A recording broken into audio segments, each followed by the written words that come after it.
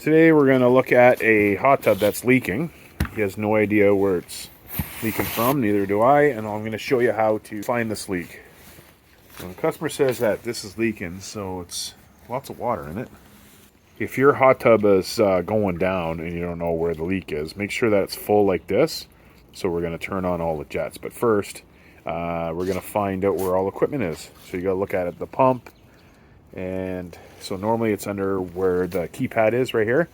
So we're going to take that door off right here. So we got the sides off, and you're going to look at the most common areas where it's going to leak. It's going to be at the heat tube here. So that's all dry. That's dry. The pumps, you got to look at the pump seal in between. He'll leak right there in the middle, and then the front or the side. So you got to look at everywhere. So we're good on this one. This pump looks dry around there. This union looks good. That looks good. This, I'm not sure yet. Yeah, not sure about this. See, feel all around.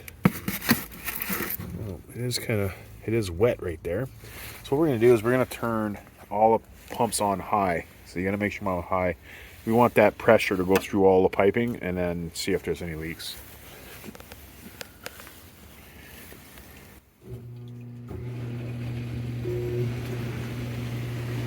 Everything's on high.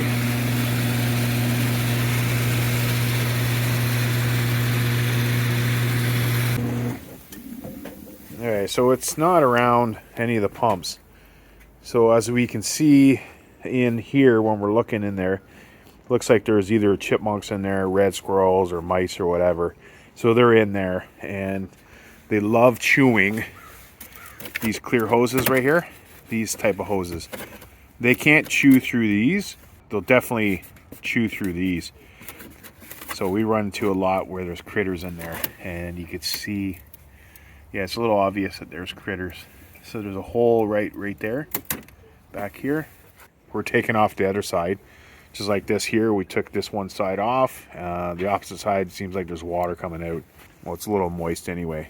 And if I look here, there's some moisture there. So basically you just have to, there's no really big trick to find a leak. You just have to actually just look for it. The most common areas, like I said, like I know that the critters, I have a feeling that it's chewed through one of these.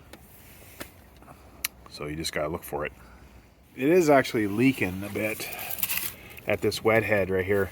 We can't pinpoint where it's coming from, but a lot of times it's just easier just to replace the whole front here, because this front faceplate sometimes gets all warped. It could be the bottom plug, but there's no bottom plug. Now we don't know if that's the only leak, so we're gonna because it seems kind of slow, a little drip, so we're gonna take off the other side. You just gotta take the sides off and, you know, look around for it. So all you can do is, once you find one leak, fix that leak and see if there's another one, because there seems to be a lot of water, a lot of moisture anyway is going to be underneath the tub, especially we're just coming out of a winter, so there's going to be lots of water and stuff kind of coming out. So we need the warm weather to dry everything all up. Fix the leak that you see or find right away, fix that, and then go to the next step and see if there's another leak. And then you got to take all these sides off and look everywhere and turn the pumps on high, because you want that leak to come right out. Because a lot of times you can turn the pump off, and it could be the opposite too, right? Around the pumps, depends on if it's the suction side or the discharge side. So if it's right here coming into the pump, if you turn it off, it will drip. But if you turn it on, it pulls it in, so it won't drip. The opposite is true for the discharge. So it goes through and it pressure pushes it out.